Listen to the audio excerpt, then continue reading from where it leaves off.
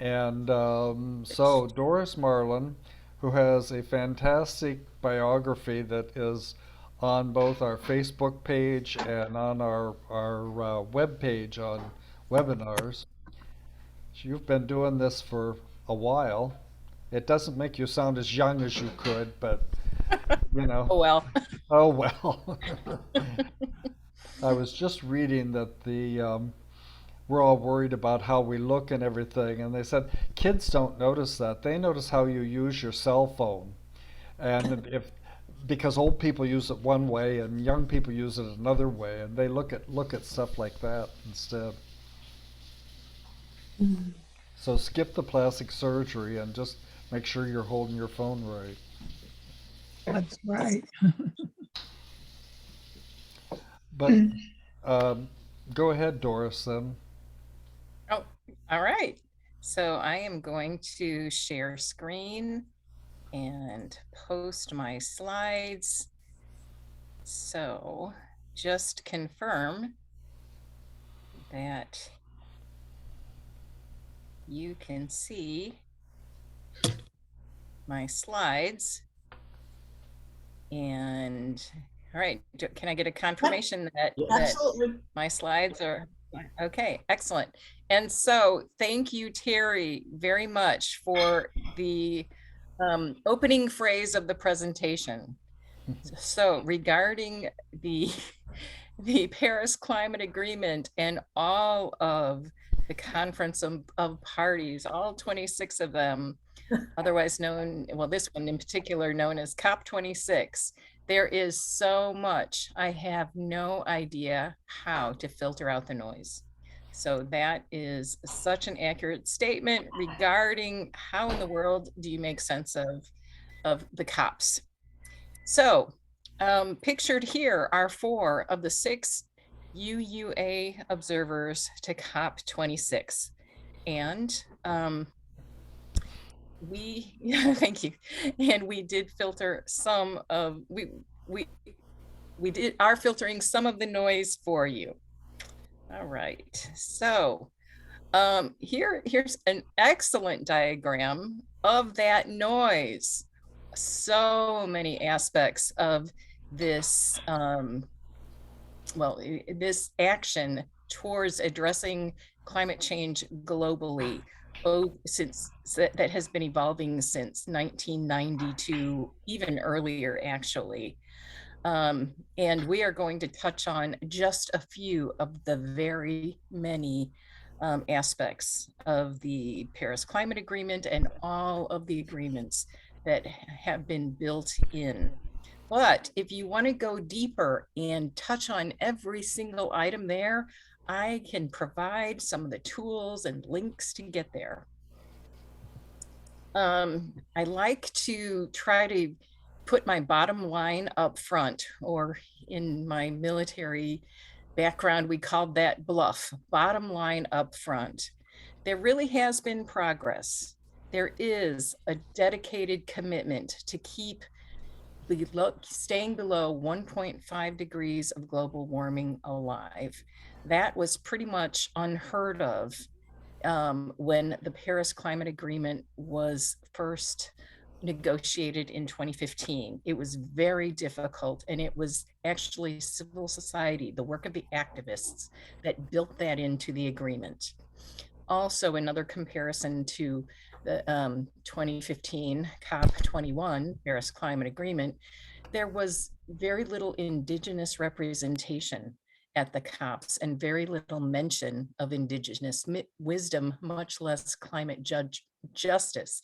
Keep in mind that it was only in June, prior to that December of the Paris Climate Agreement, that the Pope put out his encyclical, the Laudato Si, that highlighted and it at such a visible level climate justice. And then lastly, I personally highlight the actions and the progress of cities and states. If it weren't for action at the city and state level for the past 5 years, and sadly, without the strong climate policy that was in Build Back Better, we are going to have to fall back again on the strength of cities and states to address climate. All right. So hello, thank you so much for inviting me. I'm Doris Marlin. I have lots of letters that I can use behind my name. The relevant ones are the RMP for Risk Management Professional and CCP, Climate Change Professional. Those are some of the credentials I will draw on for this presentation and for essentially my career and my experience to date. I also have a master's in water resources management. Go Badgers, University of Wisconsin, for all you Midwesterners, and board member with UU Ministry for Earth. All right, UUs for a just economic community. How in the world does climate tie to justice? Well, as you well know, it ties in pretty much every possible way. One really foundational piece of information regarding climate justice is really well captured in this slide. There's a lot of focus on China and India being the leaders of CO2 emissions currently. But if you look at the historical record, over 50% have been contributed by the US and Europe. And so it really highlights the injustice that, again, Pope Francis raised so visibly in the Laudato Si. Those who have contributed the least are suffering the most. So this graph, just kind of keep it in mind as I touch on much of the justice issues and the work of the justice communities globally that is raising up and really making a difference, although, you know, it's kind of hard to tell sometimes, but very much making a difference in the work that comes out of COP26 and all of the side agreements and all of the actions and a recurring theme in much of the activist work that's being done. And, you know, really just listening to the rhetoric of the Biden administration, you hear it more and more. Now what we need is to see it more and more. One comment made about COP26 was from Paris until Glasgow, it was all about writing the rule book for how the Paris Climate Agreement would be implemented. And from here on, it's all about implementation. My perspective is, you know, we needed to be implementing well before 2015, but, you know, when's the best time to plant a tree? 20 years ago. If you can't do it 20 years ago, the next best time is now. Okay, so so I was one of the observers from civil society, and as a observer for the UUA, I and all of us liaisoned with a interfaith committee that actually is connected to the UN framework convention on climate change. And, you know, what do we primarily do? Well, raise justice and human rights issues concerns to the negotiators. So our contingent, along with many others, our voices, we kept drumming home the message of justice. And in fact, it does make a difference to at least the written outcomes of the agreements. And our vigilance continues to be really key because essentially the Paris Climate Agreement, everything that comes out of the climate talks is, it really rests upon the vigilance of civil society to make sure that corruption and waste and inefficiency is minimized. Continuing. Okay, so the priorities that the UUA brought this year to COP26. Every year, our allocation of spaces for attendees can change. We had an allocation of 3 spread out over 2 weeks. And so 6 official observers were sent from the UUA. The decision was to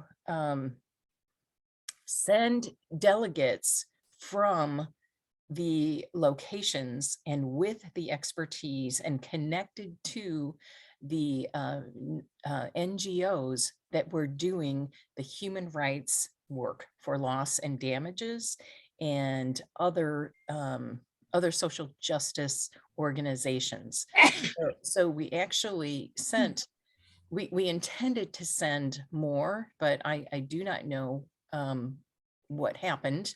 But I was on the bottom of the list, which was fine with me, but I got bumped up because others' plans fell through. So what were our priorities? The Green Climate Fund. Now, the Green Climate Fund is one of the finance mechanisms identified under the UNFCCC and the Paris Climate Agreement. It specifically is for developed countries to transfer funding and technology to developing countries, because go back to that pie chart of the historic emitters who have really claimed much of the available remaining carbon budget. So adaptation, mitigation, technology transfer, and a very short way to summarize what that means is to help developing countries leapfrog past the dirty fossil fuel use that our developed countries have used so that their emissions are more reduced. Number 2 priority, loss and damage. Essentially, there's a great deal of loss and damage occurring in the developing countries, again, for which they, through no fault of their own, they are suffering through. Okay, an example, a hospital that was not in a flooding area that is now in the flooding area, that is destroyed completely because of climate change and sea level rise. Who's responsible? So developing countries and the social justice organizations are raising that. Operationalizing the Santiago network is essentially calling on the UNFCCC to take it seriously. I'll just leave it at that. There's a lot more on the websites that can be that you can reference to learn more about it. NDCs, nationally determined contributions. That's a long way of saying what is every country or every party's commitment to reducing their greenhouse gases. So the most recent IPCC report that unequivocally stated the dire situation the climate and life as we know it is in, made very clear that if we do not reduce our greenhouse gases by 50% by 2030 from our 2005 emissions levels, there are, it's pretty clear there are severe consequences. So that is some of the underlying support for keeping 1.5 alive. All right. All right, so here we are, some of the observers. Alicia came from the Bahamas and represented a great deal of the concerns of the island nations. Joshua also, he came from Hawaii. Again, human rights in the island nations. Daphne out of the state of Washington. She has a great deal of expertise in methane, and there were some very exciting agreements. And in her video clip, she discusses the value and relevance and how hopeful what we learned and are learning about how we can make a huge impact using some different technology regarding methane emissions.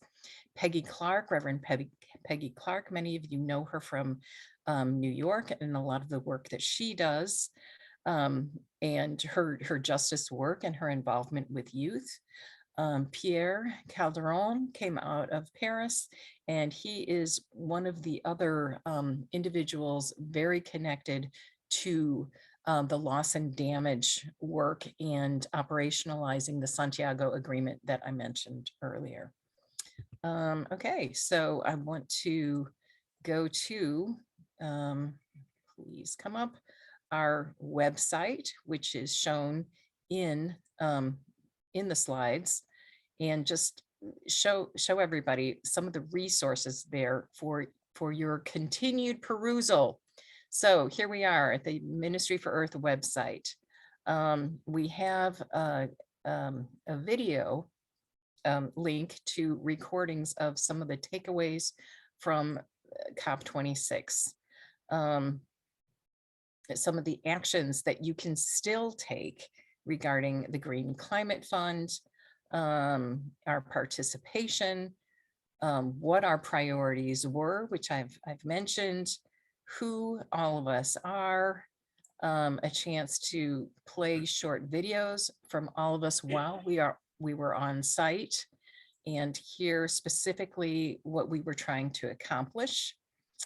Some other really excellent information like the Earth Negotiations Bulletin, which really it's a great way to sort through all of the noise and get summaries of what actually happened.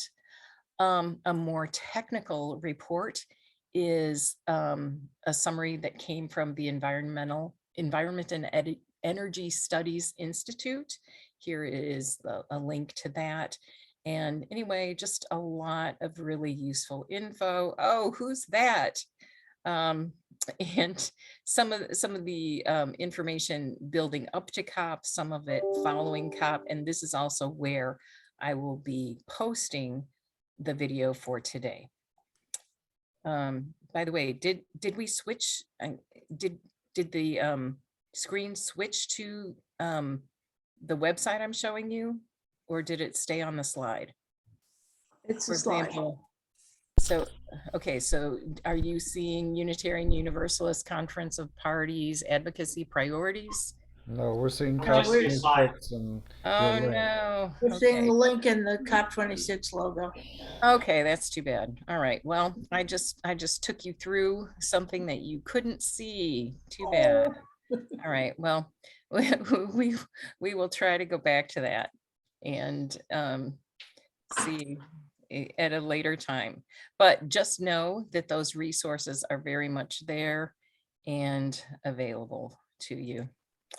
All right, catching up to where I was. Sorry, that didn't happen. If that happens again and it sounds like I'm describing something you're not seeing, please let me know. Fair enough. All right, so next slide. Okay. That switched. Pardon? That one switched. Good. Okay, so these are the things I'm going to touch on in the next, say, 15, 20 minutes. Yeah, it was fun. It was a blast, and it's always a blast to be with 40,000 like-minded global climate activist friends, all pushing more or less for the same goal. You know, and offset that fun with the overwhelming disappointment of how little was actually accomplished, in my humble opinion. Although many others were like, you know what, some progress is better than no progress. So a lot of people were looking on the bright side. I personally felt like, okay, yet again, this isn't going the way it needs to. However, it just means that the work falls back on cities and states. COP business. There are so many aspects to the Paris rulebook and implementing the Paris Climate Agreement. One thing I'm going to touch on is Article 6, the carbon market trading. This is essentially the last key element of the Paris Climate Agreement that took forever to finalize. It was supposed to be finalized 2 years ago. They just could not get to it because of how complex it is, how easily carbon trading could be double counted, and how easily it can also completely throw off measuring emissions reductions. So more on that later. I mentioned the UUA priorities for COP26.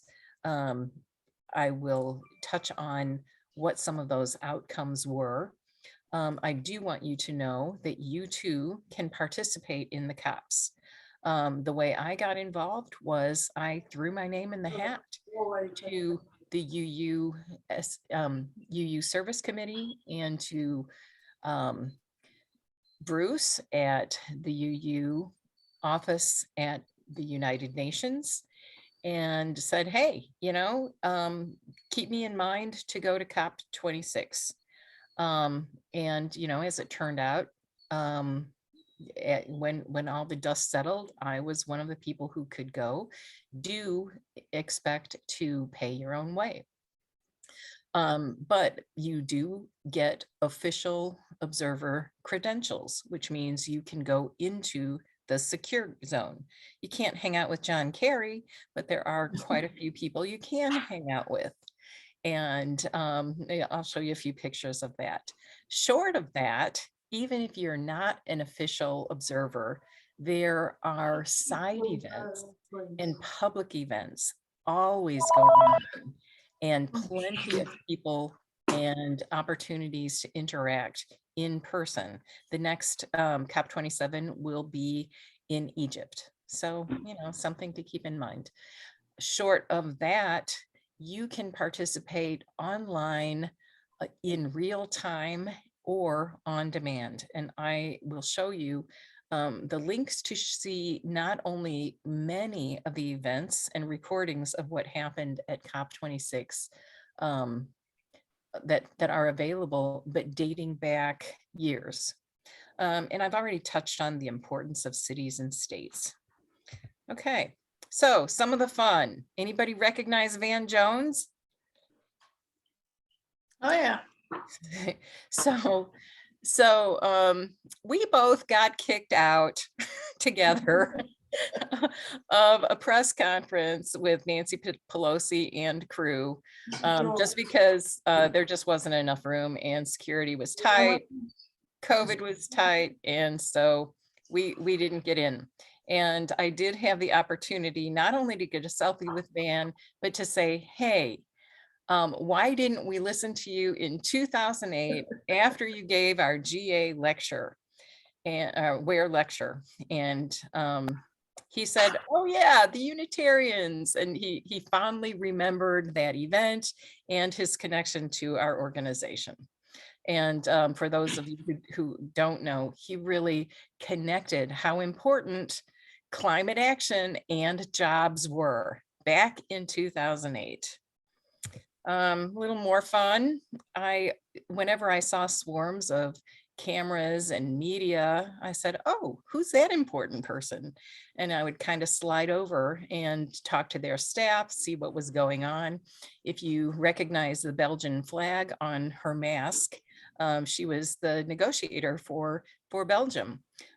So here I am talking to her staff, just kind of getting a sense of how they felt. And One of the gentlemen I was speaking with said, you know, I really am hopeful. We really are making progress. It is relevant progress. And he's been doing this since the early 90s. A little bit later, he was written up by The Guardian for how long and how hard and how diligently he has been supporting COPs and climate actions. Shortly after I took this picture, I found myself swarmed by the media, and they were all expecting, I mean, essentially they were following the negotiator, but you know, all these cameras are on me speaking with the negotiator and her staff. And I'm like, oh, what do I do now? So, you know, I of course did what any good Unitarian would do. And I expressed what our denomination is, what we stand for, what our principles were, and asked how they were upholding our social justice principles. I don't remember the answer they gave. More fun. The Glasgow Unitarian Church sponsored a youth group and gave them their space during this difficult COVID time. And like most of us do, they supported what the youth group was trying to accomplish at COP. So good for them. I met some of the lovely people at the UU Church of Glasgow and heard some of their history. So that was, you know, a great meeting. COP26, of course, had plenty of COVID testing. Not everybody gets the pleasure of, you know, showing up for COVID tests at such a beautiful location on the banks of the Bonnie Loch Lomond. But anyway, that was one of the perks. This is one of my friends, Colin Reese, who I run into him everywhere, all around the world. There's Colin. And he now works for Oil Change International. He was one of the key individuals to negotiate 20, I think it's up to 40 countries now, who have pledged to end their financing for overseas fossil fuel projects. I don't know if you can see, but there is a link on the bottom of this page to the Guardian article that will be available to everybody once you can click on these links that are part of my presentation.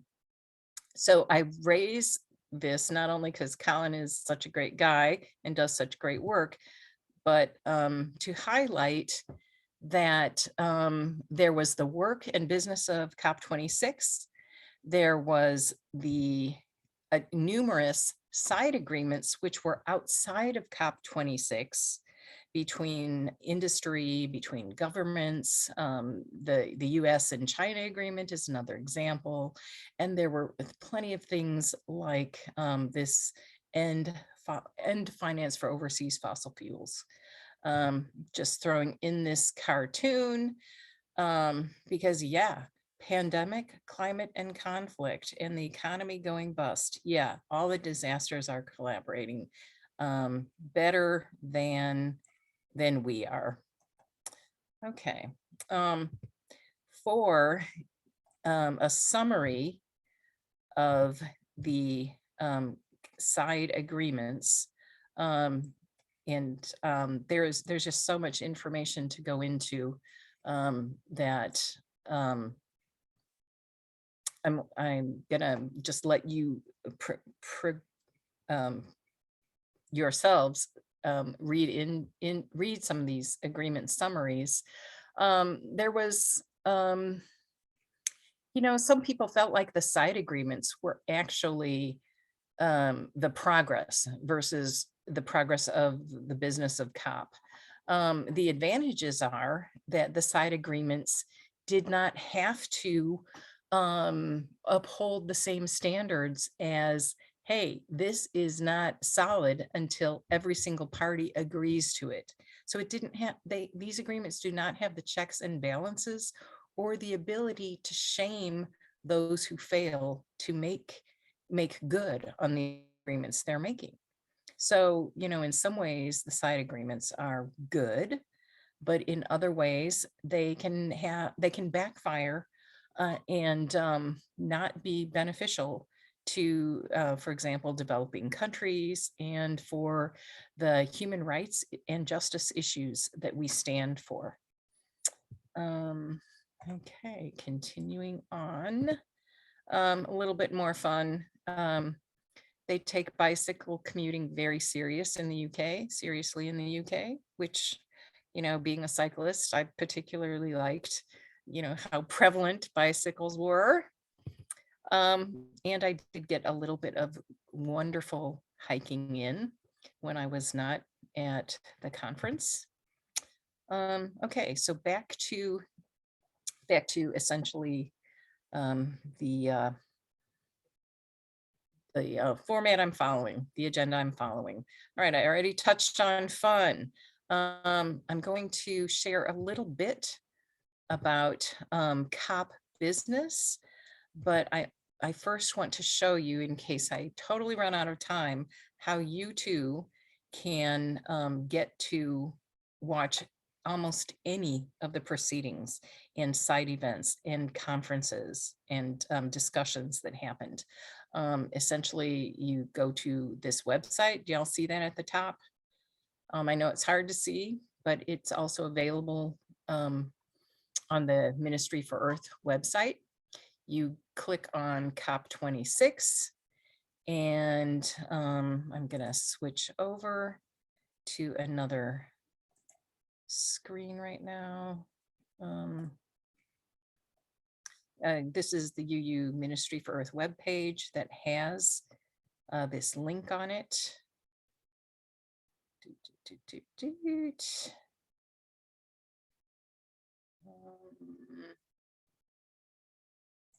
Let's go here. Am I sharing details and resource catalog? No, we don't see those. Okay.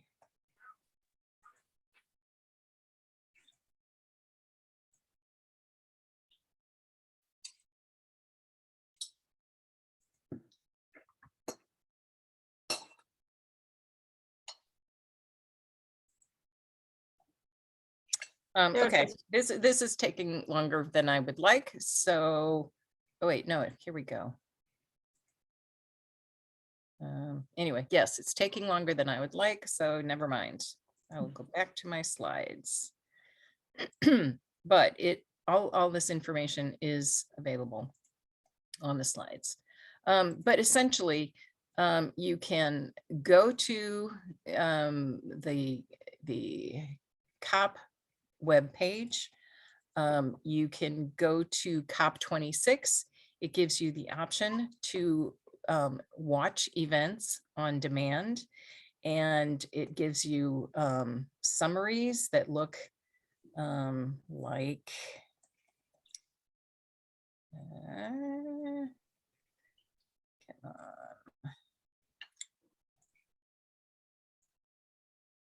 this, and there are hundreds that you can watch.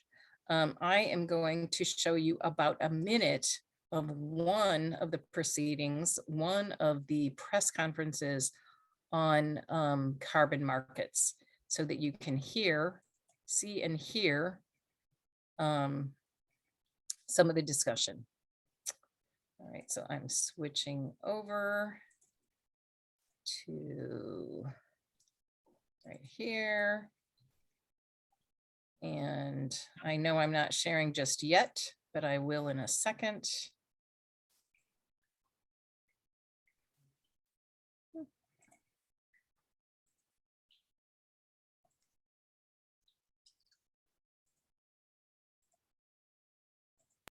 And this lasts about a minute.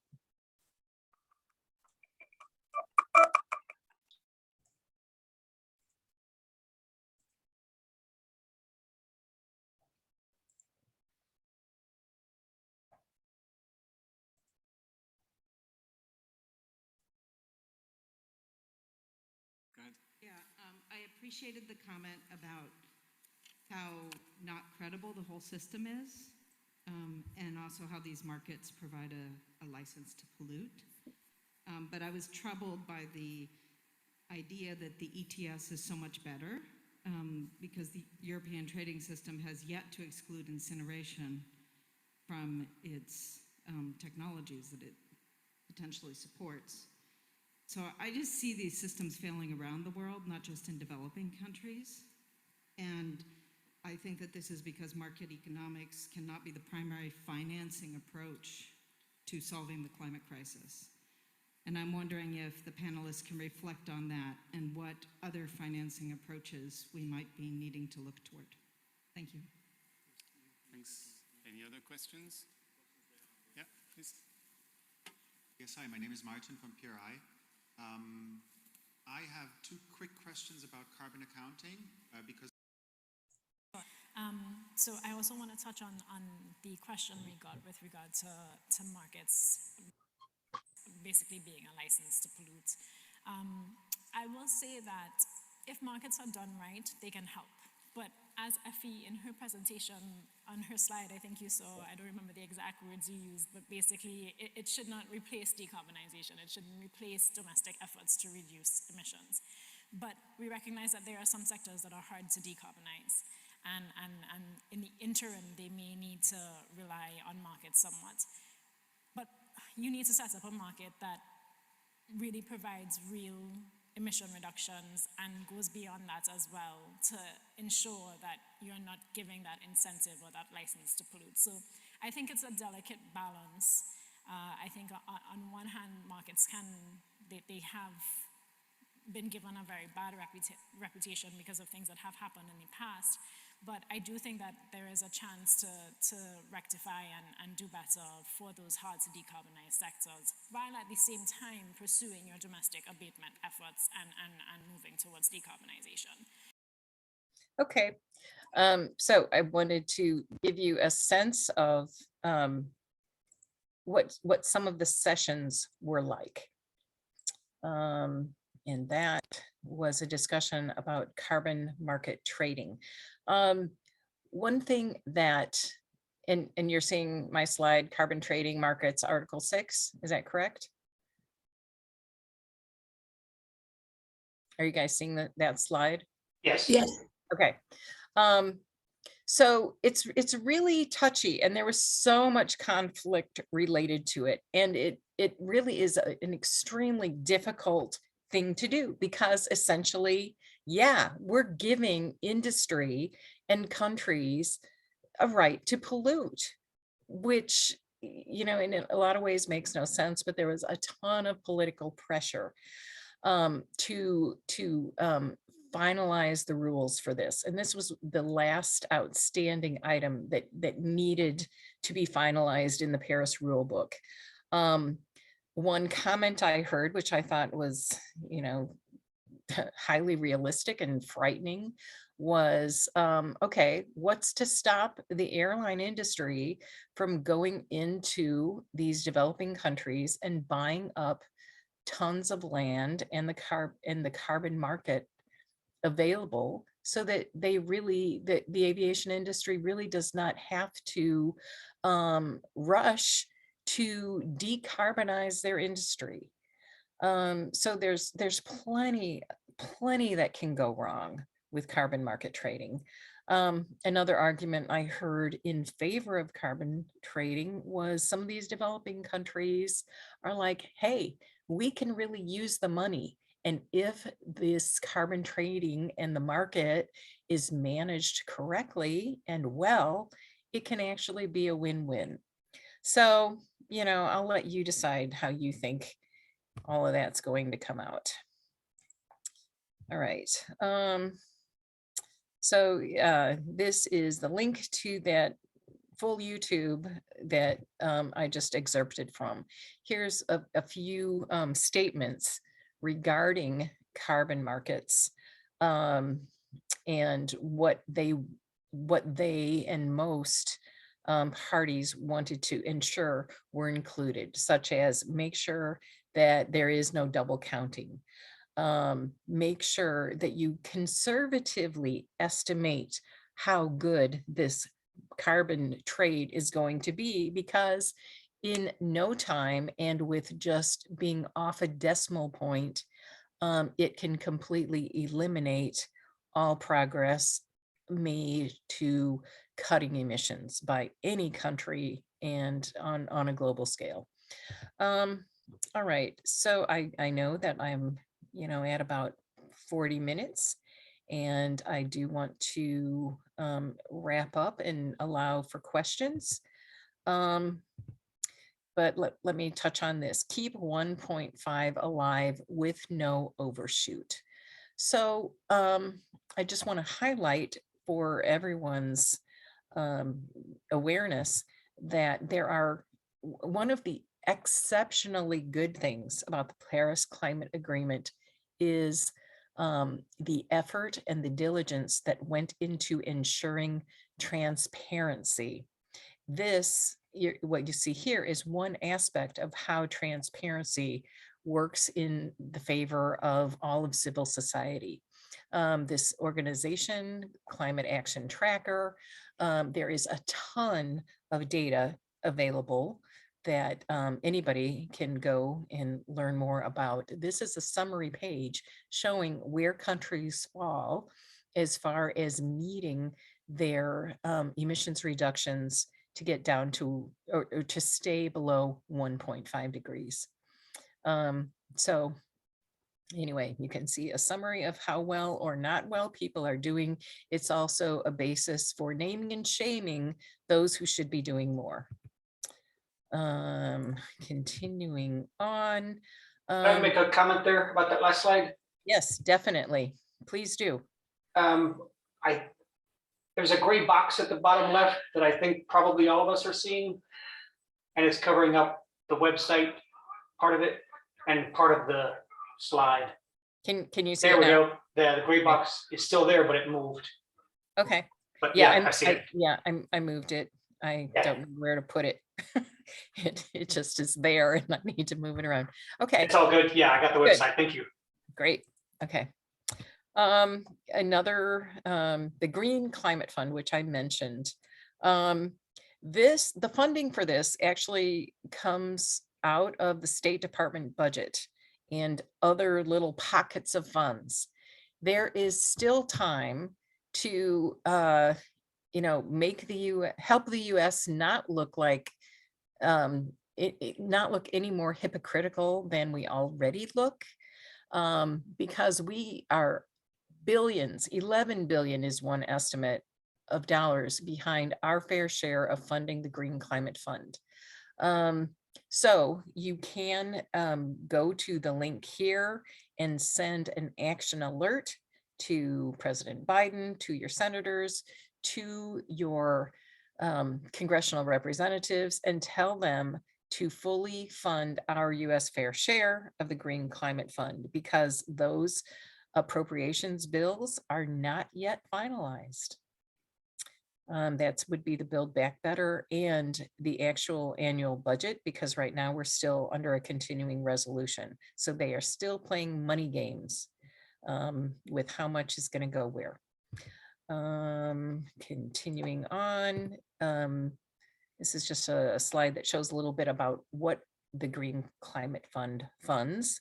Mitigation is essentially preventing or reducing greenhouse gases from going into the atmosphere in the first place. Adaptation is managing not only the built infrastructure that already exists, it's being inundated and otherwise damaged. That would be adaptation. Continuing on, this is also information in the action tracker that shows where countries stand regarding their financial contributions to stepping up their fair share of financial contributions. Yeah, USA, critically insufficient. So, and the only reason we know this is because of the strength of the transparency aspects of that have been incorporated into the Paris Rule Book for transparency. Okay, Build Back Better. Yeah, I think we all are disappointed about that. And again, short of, actually minimal federal legislation, it really falls to cities and states to step up their game and implement our own rules, follow our own policies to cut our emissions as best we can. Some of the organizations that you can put pressure on are your governors, if they are what's known as climate governors, who are supposed to be implementing policy statewide to be consistent with staying below 1.5 degrees Celsius. So anybody in any of these states, your state reps are fair game to pressure. Same goes for adjacent states, I'll just say, all right, Ohio, don't you want to be as good or better than Pennsylvania, your neighbors in Michigan and Illinois? So the more action we can get at the state level, the better. Same goes for cities. There are 470 mayors throughout the US that claim to be climate mayors. They represent 74 million people. They are in 48 states. If every state was able to just double the number of climate mayors they have, then it would be a little easier to triple, then quadruple, and then actually get state action. Okay, an excellent overall summary is of the entire, all of the best outcomes of COP26. You can find, excuse me, at this website prepared by the Environment and Energy Studies Institute. They have several people, one person describing specifically the language and how it evolved during the negotiations.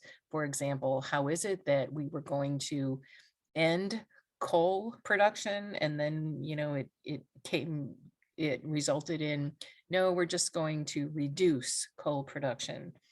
And it's not going to be coal production, it's going to be unabated and inefficient coal production. But some people look on the bright side and say, hey, that's the first time coal has been mentioned at all across all 26 years of the climate talks.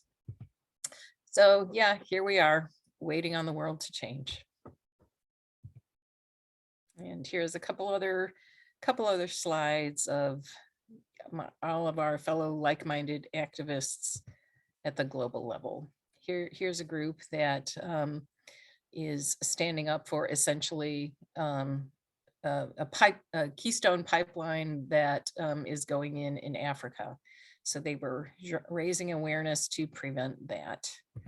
And some of our fellow Extinction Rebellion friends in Glasgow, standing outside the entrance to the secured zone of COP26.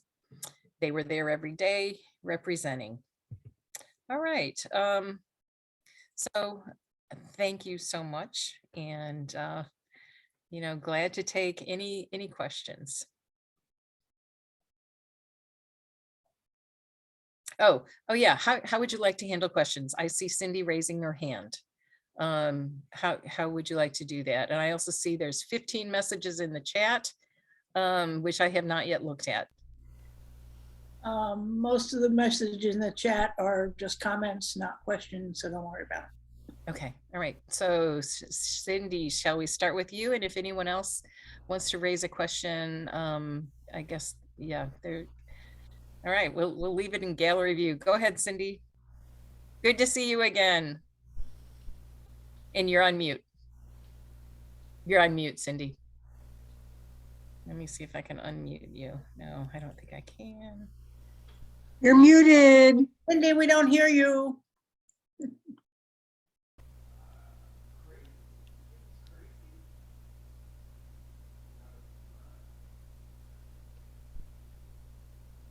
Can anybody with admin unmute Cindy? We can't, but Can't, okay. I've clicked ask to unmute. So Okay, so hopefully. okay, anybody else have a question while we're waiting on Cindy? I I think I was saw Charles raise his hand while we're waiting for Cindy. Okay. Or wait, yeah. Go ahead, Charles. I was typing a question into the chat, but I guess I could just phrase my question directly. I wonder if you could comment on the limitations of developing renewable energy. I think that without energy storage, we're never going to be able to produce the same amount of energy that we're consuming right now from fossil fuels. And so instead of focusing on trying to get more and more and more renewables, what we really need to do is reduce our fossil fuels, which would, of course, have economic repercussions. Yeah. Yeah. So, so first of all, some people commented on how COP26 was more like a trade show than a conference. And the way that that energy storage would play into the whole mix is the technologies that are developing and how those support countries meeting their NDCs, otherwise known as nationally determined contributions, otherwise known as how are they going to reduce their emissions. So there was a ton of information, discussion in some of the presentations that you can link to and view online. They would discuss the different technology, but so there was not, for example, a specific agenda item at COP26 focused on storage, only how using storage and developing better technology for storage would support how countries, how different industries can reduce their carbon emissions. So I highly recommend taking a look at some of the press conferences, technology presentations that were held. And I want to make a plug for flow batteries. It's a technology that is not demonstrated yet at the at a full scale, full community scale, but it's a type of technology that everybody I ask says is very promising, for one, and number two is it does not require mineral extraction. So yeah, thank you for that thumbs up. Okay, all right, Cindy's off mute, yay. Yeah. Okay, Well, we still can't hear you. It must be your microphone. That wasn't working. Anyway, first of all, I just wanted to thank you so much, Doris, Oops. You're silent. to try to help save us. And I watched your YouTube video that you filmed while you were at COP26, and I just loved it. I agreed with everything you had to say. So thank you very much. Ask you is in the language of the final documents, where they avoided using the phrase and terminology of phasing out fossil fuels altogether. And then Greenpeace had released information saying, and you're probably familiar, 30,000 documents showing efforts of nations and corporations directed at the IPCC to keep that kind of language out. So my question to you, I mean, of course that raised all kinds of red lights to me about how the process works in such a way that we could have 26 COPs and never get near our goals. As you know, we're the heating of the planet is continuing to rise at astronomical numbers. So anyway, I just wanted to know if you had any insight on the behind the doors processes that allows that kind of manipulation to apparently be successful. Well, it's that double-edged sword of the language, unfortunately, has to be weak enough for every party to agree to it, but strong enough to actually move forward. That's like the short answer. But again, I feel, and most activists feel, like it really boils down to pressuring our governments, pressuring industry. If you have, and I always like to raise up Columbus, Indiana, home of Cummins Energy, formerly known as Cummins Engine. 100 years ago, they were the leaders in diesel engines. They are really taking a leadership role in sustainability for well, okay, diesel fuel and energy industry, okay, but they're at least demonstrating how to implement sustainability practices. But yeah, it is disappointing. I'm not going to use stronger words right now, but it's kind of like it's on us. It's on us, and being forever vigilant and calling people out. The transparency of the Paris Climate Agreement is very beneficial, and it is now incorporating different industries such as aviation, such as shipping. Varieties of industry are now signing on, participating, and yeah, just like raising the outrage for how weak all of this is. And recognizing that there's advantages and disadvantages when you have the side agreements that really have very little accountability tied to them, versus how weak the Paris Climate and COP26 agreements need to be, but yet have buy-in from all the parties. And I hope that helps, or at least adds a little Doris, bit I of have input. another question, but I don't want to hog up the time. So if there's time at the end, I'd like to squeeze one in. If not, no worries. Thank you. Well, I see Lucy, and then we'll come back to you. Was there any movement by the interfaith community or even UUA to focus on some place that we want to push on rather than everything? Is there any movement of the faith community to say, we're going to work on this until it gets done? And in line with the Pope or anything?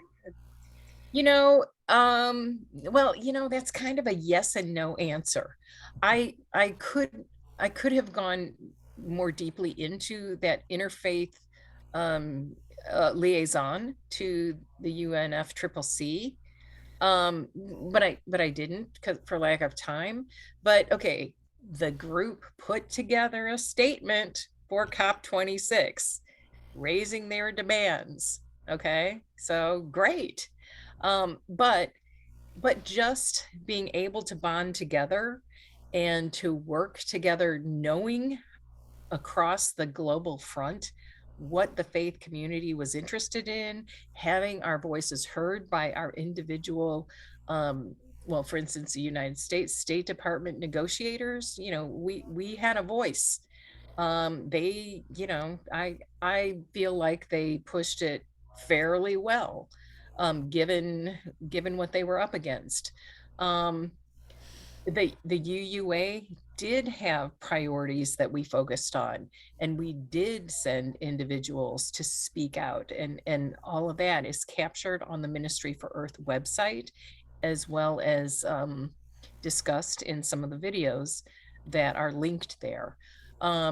Just today, I was on a call with quite a few people throughout, UUs, discussing, hey, how do we, and you guys are going to be invited to the next one in, next Thursday, by the way, if you haven't been invited already.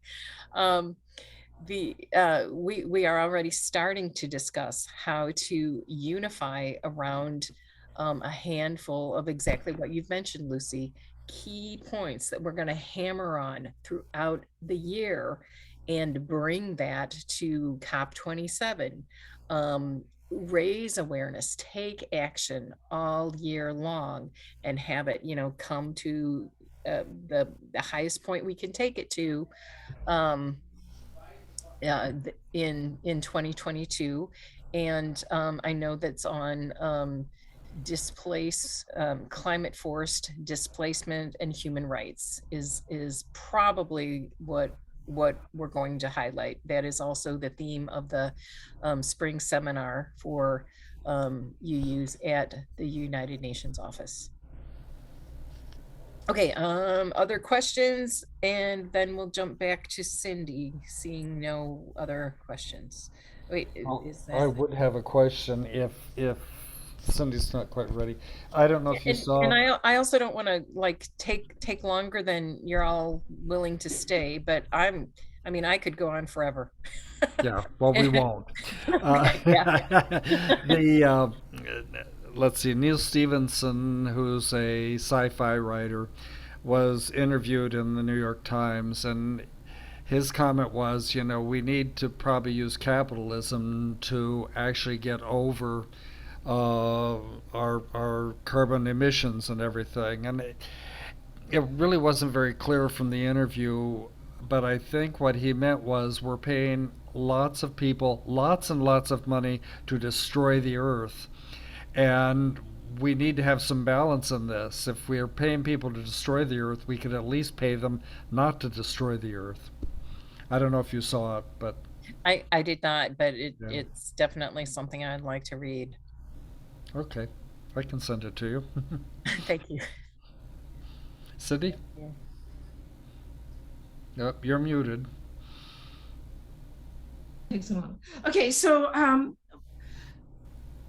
where you and I left off, Doris, is I was working with Veterans for Peace. For those of you who don't know me, I'm a longtime member of Veterans for Peace. I'm a surviving spouse of a Vietnam veteran. Anyway, Veterans for Peace is really taking a leadership position in terms of confronting our DOD and our government on the fact that U.S. military missions are the largest institutional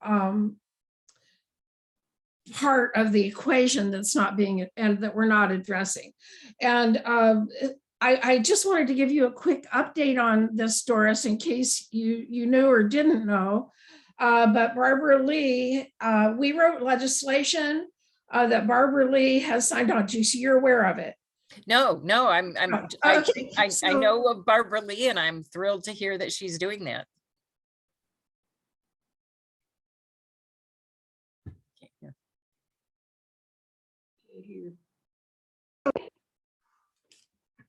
You can't hear me? Now we can.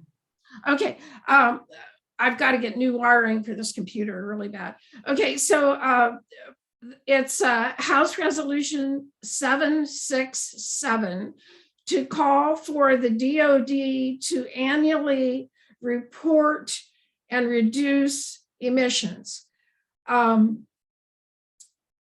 We've got 32 co-sponsors, and Elizabeth Warren has said she will take it on to the Senate.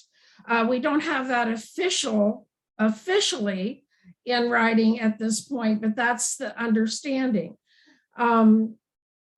So one of the things that we learned in this process is that many Democrats who are hesitant to sign on to support 767 in this effort have already signed the NDAA, and that some brilliant person, I think from Michigan, stuck in those hundreds and hundreds of pages on the NDAA, an agreement that the DOD would do just that on an annual basis. That was in last year's NDAA and it's in this year's NDAA.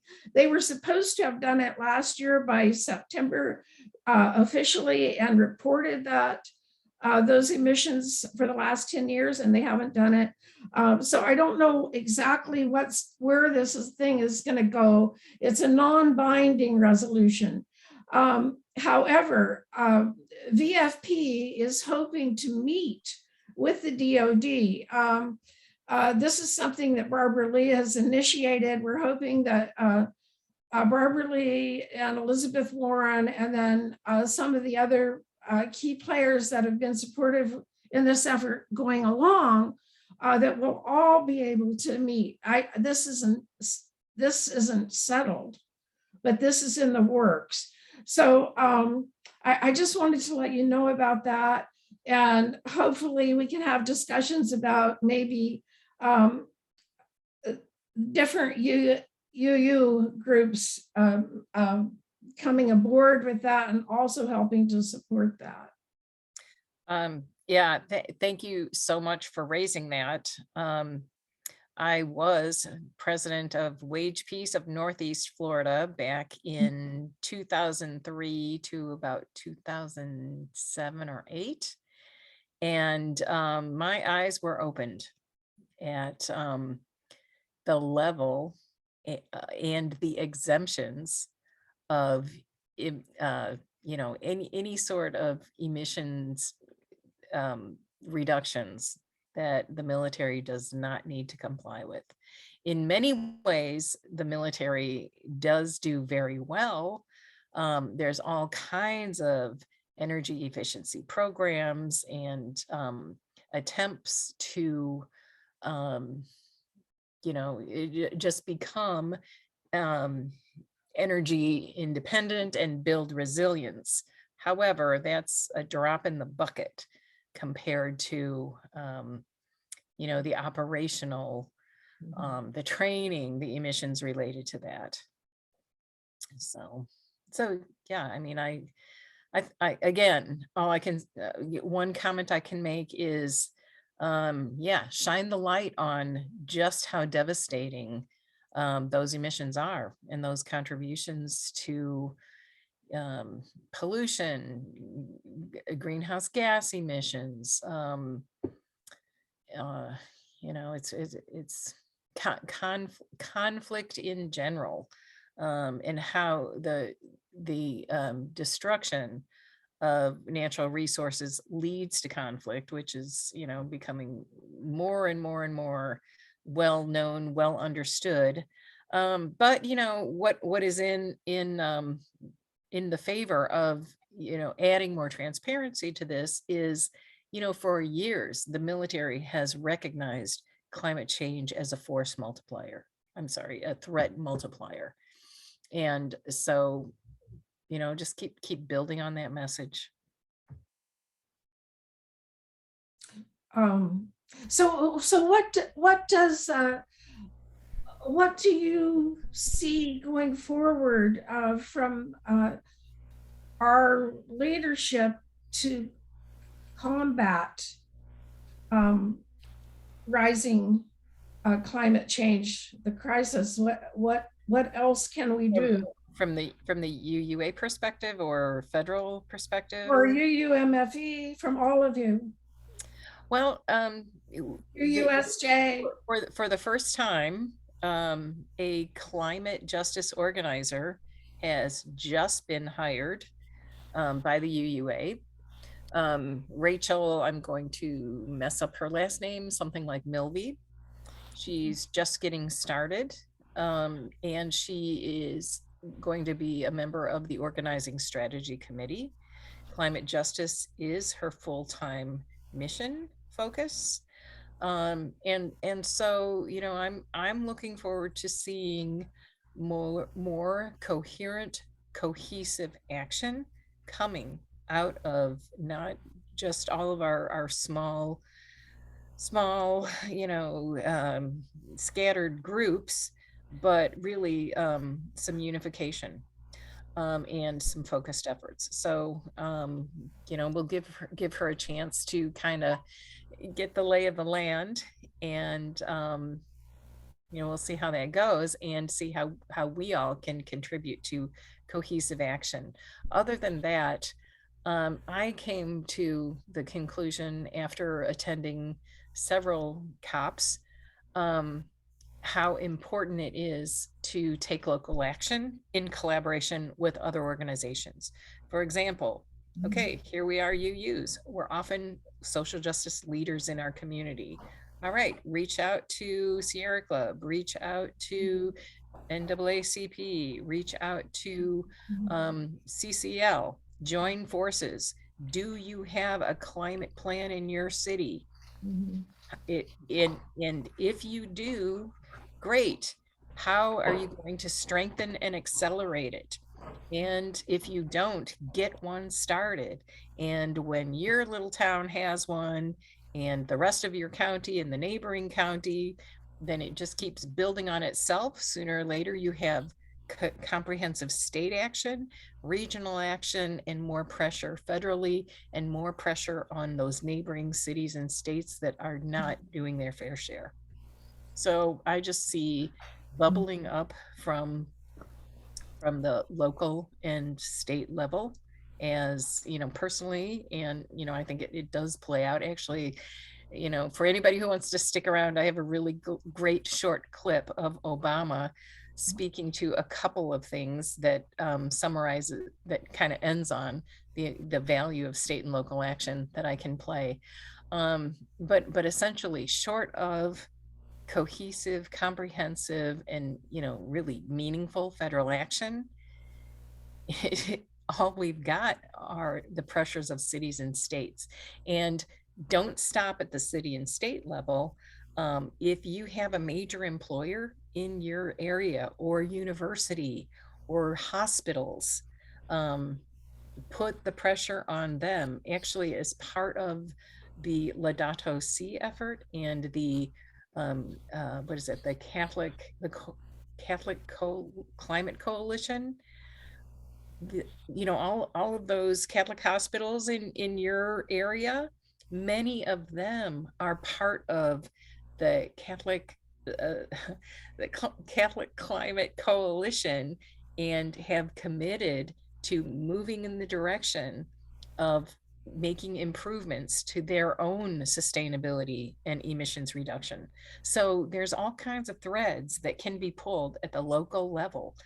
And, sometimes, or not just sometimes, but very often, what your neighbors think of your corporation in your hometown, at your home base, can really make a huge difference.